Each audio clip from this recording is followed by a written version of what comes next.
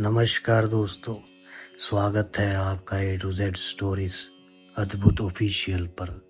साधु संत फकीर गुरु रहबरों की सदा ही जय जयकार। संत जहां पहुंचे, जहां उनकी नजर पड़ी, वहां उद्धार होता गया। हजरत गौसुल आजम, जिनको पीरों के पीर कहा जाता है, उनका पूरा नाम हजरत शेख सैयद सुल्तान बाबा अब्दुल कादर शाह जिला महबूबे सुबह पिराने पीर दस्तगीर मीरा गौसे आजम दस्तगीर। एक बहुत बड़े साधु, बहुत बड़े संत। उनके बचपन का एक वाकया है। उन्हें बचपन से विद्या का शौक था। उन दिनों बगदाद शहर विद्याओं और कलाओं का बड़ा केंद्र था। हजरत गौसुल आजम ने विद्याभ्यास के लिए बगदाद जाने की अपनी मां से आज्ञा मांगी। माता ने अपने पुत्र का विद्या प्रेम देखकर खुशी से इजाजत दे दी और 40 अशरफियां लड़के के कुर्ते में बगल के नीचे होशियारी से रख दी, जिससे जरूरत के वक्त काम आवे। चलते वक्त मां ने उपदेश दिया, बेटा जा, तुझे मैं उस ईश्वर को सौंपती, उस परमात्मा को।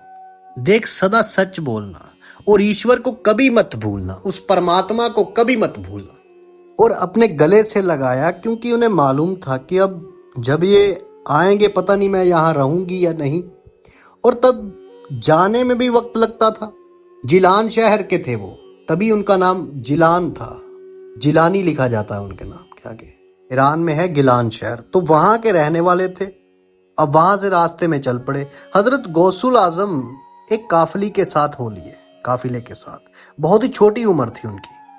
रास्ते में डाकुओं का एक गिरोह था।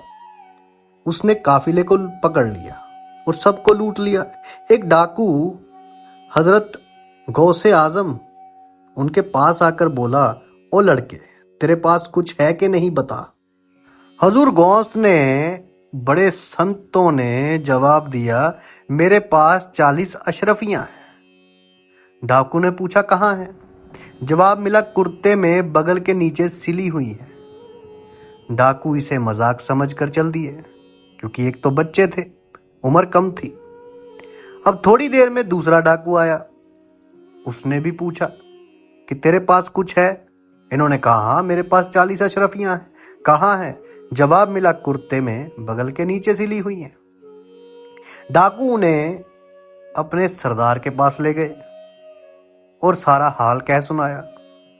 सरदार ने पूछा, अच्छा, इसकी अशरफियां निकालो।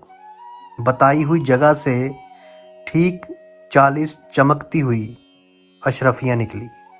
सरदार जो था उन डाकुओं का, वो बड़ा हैरत में पड़ गया, काफी हैरानी में पड़ गया और हैरान होकर बोला, ऐ लड़के, तू अजब तरह का इंसान है।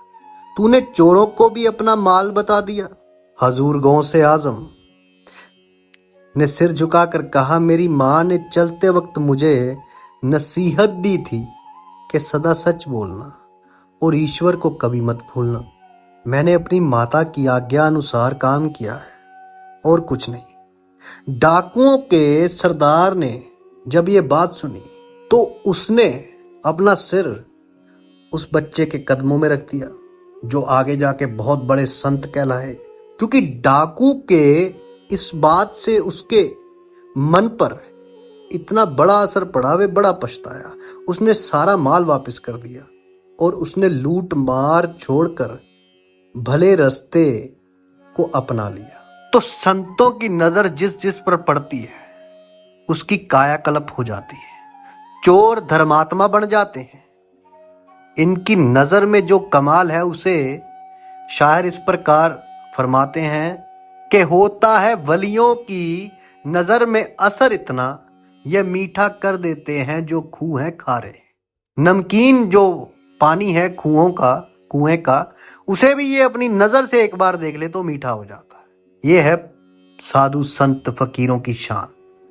आप सबको प्रणाम, आप सबका धन्यवाद। साधु संत फकीर गुरु रहबरों को सदा ही प्रणाम।